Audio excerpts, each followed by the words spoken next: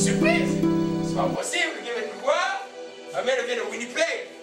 Eh bien, les enfants sont attachés à Montréal. Hein? Amen. Alors, tu es la bienvenue, ma fille. Tu es la très bienvenue ici parmi nous. Alléluia. Alors, nous continuons l'enseignement. Nous sommes en train d'enseigner sur quoi? Nous sommes en train d'enseigner sur la prière. Et nous sommes dans quelle portion de l'enseignement? Les jeunes font partie de quelle portion de l'enseignement? Les éléments qui font que la prière soit efficace. Les ingrédients de la prière. C'est très important de savoir que ces choses que nous sommes en train de voir, nous serons profitables pour vous que nous fassions quoi? Nous les pratiquions. Toujours pour vous que nous les pratiquions. On a dit que on a commencé par le louange. Amen. Juste pour soutenir ceux qui n'étaient pas là avec nous. Amen. Et nous tous nous comprenons que Dieu dit, quand Dieu dit que Dieu suit au milieu de louanges de son peuple, effectivement quand nous louons Dieu, c'est alors que notre chose de Dieu est force dans nos vies. C'est alors que même dans votre vie personnelle, quand vous activez la joie de Dieu par les louanges, faites d'un cœur pur, vous allez voir que la prière que vous allez faire en ce moment-là, pour quelqu'un ou pour vous, va avoir un résultat. Alléluia. Parce que si on a pris l'exemple de Paul et Silas, je reviens sur cet exemple tout le temps, ils étaient arrêtés. On les a frappés 39 coups, je ne sais pas combien de fois. Ils étaient dans la prison intérieure. C'est un donjon. C'est sale et c'est noir. Et il y avait des chaînes aux pieds, dit la parole de Dieu. Et qu'est-ce qu'ils ont fait pendant ça? Ils n'ont pas dit, ah Seigneur, où es-tu? Pourquoi tu nous as laissés ici? Ils ont commencé à chanter, prier et chanter le louange du Seigneur. Pendant qu'ils chantaient et louaient les louanges du Seigneur d'un cœur pur, et qu'ils étaient dans la souffrance, on peut appeler ça un sacrifice de louange. Ils offraient à Dieu des sacrifices de louange. Il s'est passé un phénomène naturel qui s'appelle un tremblement de terre, mais qui était seulement localisé dans la prison. Et la chose la plus surnaturelle et miraculeuse, que les chaînes de tous les prisonniers étaient brisées. Oh, ça veut dire pour nous quoi aujourd'hui? Que même par ta louange que toi tu actives dans ton appartement, le jour où la gloire est de visite, tes voisins, ta voisine que tu n'as jamais vu, Dieu peut la libérer. Amen. Amen. Amen. La Bible dit les chaînes des autres prisonniers étaient tombés aussi. Alléluia. Parce que Dieu, quand tu actives sa gloire, que sa vraie puissance arrive, il est toujours là pour libérer l'homme du joug du mal. Alléluia. Si vous m'avez bien aimé, il faut quitter les habitudes. Il faut faire en sorte que la vie de louange soit la vie de tous les jours. Alléluia. Amen. Quand tu trouveras des situations qui ne sont pas contraires à ta volonté, pense un peu à Paul et Silas qui étaient en prison. Il dit, mais moi, ce n'est qu'un homme peut-être qui me dit des choses, ce n'est qu'une situation simplement qui est passagère, ce n'est qu'une maladie. Mais ils étaient battus, ils étaient dans la prison, ils ont commencé à louer. Parce que la louange fait peur à Satan. Et il va dire, oh, moi je voulais qu'il soit triste. Comment il n'est pas triste? Alors lui commence à te paniquer maintenant. Lui il voulait que tu sois triste, mais il te voit. Parce que Satan est toujours content quand on est triste, nous. Alors, parce qu'il va en phase avec le coup, parce qu'il sait qu'il va t'abattre. Mais quand tu réagis par la joie, il ne peut pas t'avoir. Alléluia. Alors, on a commencé avec les deux ingrédients de la prière. Et vous savez que le Seigneur a dit dans Matthieu 17, verset 21, que cet esprit-là, parlant d'un enfant lunatique, que cet esprit-là ne part que par les jeûnes et la prière. D'abord, il a repris les apôtres dans leur disant race d'incrédules. Ça dit qu'il y a des esprits qui partent seulement par la foi. Amen. Et deuxièmement, il leur dit, et après avoir fait avoir sermonné à cause des membres de foi, il a ajouté, mais cet esprit ne part que par les jeûnes et la prière. Alors je dis, il faut avoir une combinaison gagnante dans la foi. Il faut la foi, les jeûnes et la prière pour les situations qui sont compliquées. Alléluia. Amen. Alors, nous sommes en train depuis dimanche passé de voir, on est arrivé dans la portion où j'enseignais quand il faut gêner. Amen. Quelle est la raison principale que je nous ai dit dimanche prochain et pour ceux qui vont suivre dois faire, que vous n'allez jamais oublier. Quand vous devez gêner inexorablement, je dois gêner. Il faut s'humilier. Quand Dans le l'esprit de Dieu. Saint-Esprit de l'épouse. Amen. Quand le Saint-Esprit te pousse. Mais comment le Saint-Esprit te pousse? Par une conviction. Dis ça dans ton cœur que tu dois gêner. Il y a une jeune sœur, elle viendra ici, elle vient à la maison. Donc, je ne vais pas dire qu'elle vient. Je raconte une histoire. Amen. Donc, pour comprendre, quand tu sens la conviction que tu vas gêner, ne recule pas, commence à gêner. Dieu sait pourquoi il te pousse à gêner. Souvent, nous sommes paresseux. Mais tu as programmé les gêner alors. Quand tu rentres là, tu vois, maman, j'ai déjà fait de la nourriture qui tu dis, tu vas quand même goûter un peu. Mais quand tu goûtes un peu, le démon dit, hey, petit, je t'ai eu. Le Saint-Esprit, en fait, tu as été rebelle envers qui? Avec Dieu. Alléluia. Quand le Saint-Esprit dit, ma fille, mon fils, gêne, fais-le. Parce que ça dit, Dieu a ouvert une fenêtre pour toi. C'est le temps où Dieu prépare une victoire pour toi. Alléluia. Amen. Alors, c'est pourquoi il faut avoir l'habitude de gêner. Maintenant, la parole que je suis venu ce matin dit, Dieu va vous donner la soif. La soif de Dieu. Souvent, il y a des gens qui manquent de la soif de Dieu. C'est mieux que Dieu dise, je vous donne la soif. Tu vas sentir que si tu ne lis pas la Bible, tu n'es pas tranquille. Tu dois remplir ça. Tu vas sentir la soif de Dieu tout le temps. Et ça, c'est une bonne prophétie. Ça, j'ai beaucoup aimé. Alléluia. Amen. Amen. Alors, nous comprenons. Est-ce qu'on a bien ajusté la caméra pour une seconde fois? Alléluia. On a vu aussi que quand tu es dans une forme d'impasse, involontaire ou volontaire, ça veut dire que tu te retrouves dans une situation où tu ne sais plus mettre la tête.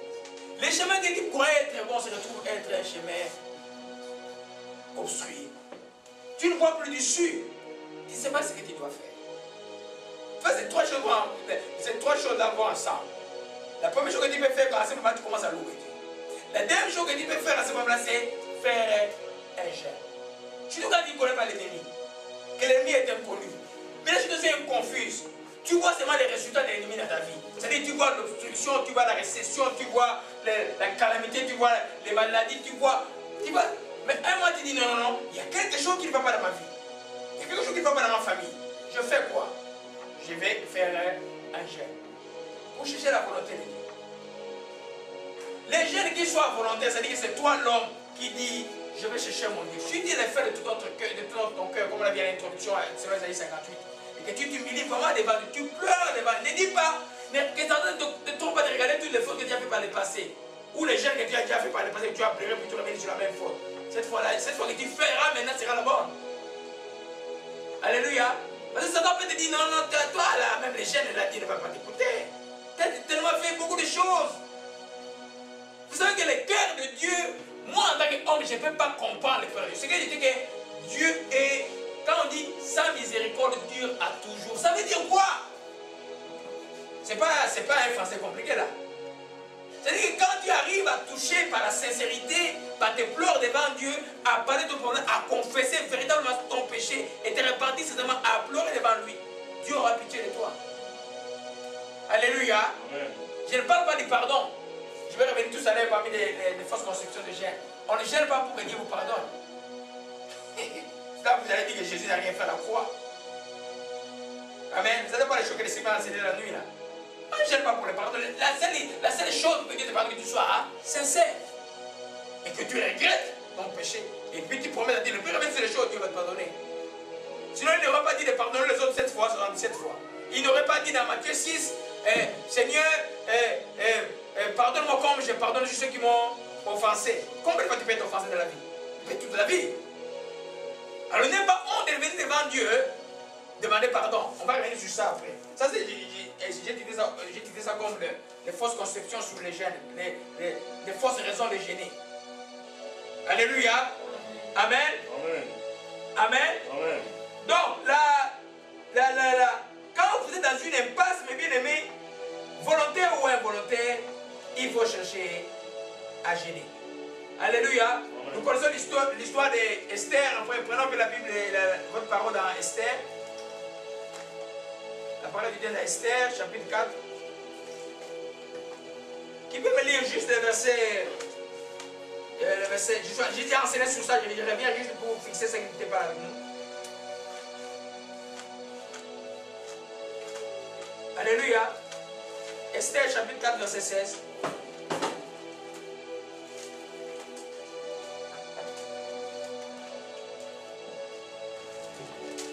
Amen. On est là, nous tous? On est là? Ok, Serme, tu peux nous lire comme tu es prêt? Esther chapitre 4 verset 16 à Oui. 17. Va, rassemble tous les Juifs qui se trouvent à Suse et jeûnez pour moi, sans manger ni boire pendant 3 jours, ni la nuit ni les jours. Moi aussi je jeûnerai, de même avec mes servants. Puis j'entrerai chez le roi, malgré la loi, et si je dois périr, je périrai. Amen. Amen. Le peuple d'Israël était devant une impasse. Un certain Aman, parce que Mardochée ne se levait pas devant lui, il a dit, c'était une forme d'Hitler d'ancien temps. Je crois que c'est le même esprit là qui est dans Hitler, d'exterminer les Juifs. Et il avait décidé simplement d'exterminer la race des Juifs. Et cette jeune fille, qui était reine, et qui avait caché, on ne savait pas qu'il était juif, son oncle est allé le voir pour dire, hé, là, si toi tu ne parles pas au roi, nous on est fini. Mais vous savez que le roi à l'époque, on ne pouvait pas voir le roi, c'est le roi qui t'appelle. Il pouvait avoir plusieurs épouses, mais c'est lui qui appelle l'épouse qui fait ce jour-là. Ou qui va arriver dans la cour, ou qui va avec lui, c'est moi là, ou qui va sortir, ou qui va manger avec. Enfant de cette loi, qui pouvait mériter la mort. Donc, elle était entre le marteau et l'enclume. D'un autre côté, c'était son peuple qui était exterminé. D'un autre côté, c'est elle qui exposait sa vie à la mort. Elle a dit ceci, elle a répété, elle a dit, va rassembler tous les Juifs qui sont à Suse, jeûnez pour moi sans manger ni boire pendant 3 jours, ni la nuit, ni les jours. Moi aussi, je jeûnerai de même avec mes servantes et j'entrerai chez le roi. Malgré la loi, si je dois périr, je périrai. Amen. Elle savait qu'elle demandait quelque chose d'impossible à Dieu, mais elle savait à quel Dieu elle croyait, le Dieu d'Abraham, Isaac et Jacob. Alléluia. Amen. Et là, l'oncle a dit, si tu ne fais rien, toi aussi tu vas périr avec nous. Mais c'est la jeune fille qui a dit, il faut que nous gênions pour moi. Où est-ce qu'elle a reçu qu'il fallait cette révélation que doit gêner? Parce que dans le livre de la loi, il a vu que parmi son peuple, une manière de rechercher Dieu, quand il y a un danger, c'était de gêner. Ou quand on a fait c'est pour ça qu'ils étaient en déportation là, à ce moment-là. Ils étaient comme les gens qui étaient punis par Dieu. Alléluia. Mais qu'est-ce qu'elle a fait? Elle a pris 3 jours à sec. Et elle a ordonné à ce que son oncle dise à tous les Juifs qui sont en Suse. Ce n'est pas tous les Juifs de toute la nation. C'est pas, ils étaient dans tout l'Empire. Non, c'est pas ceux qui étaient à Suse. Pour pouvoir avoir la nouvelle. Parce qu'à l'époque, il n'y avait pas de téléphone comme aujourd'hui. Amen. Amen. Ils ont gêné pendant 3 jours et 3 nuits. Et la dame est allée maintenant. Le roi a tendu son bâton ou son sceptre et il est venu voir le roi. Il a dit, Reine Esther, que veux-tu? Elle a dit, mais je veux que tu viennes chez moi. Mais j'aimerais que tu viennes chez moi avec Aman.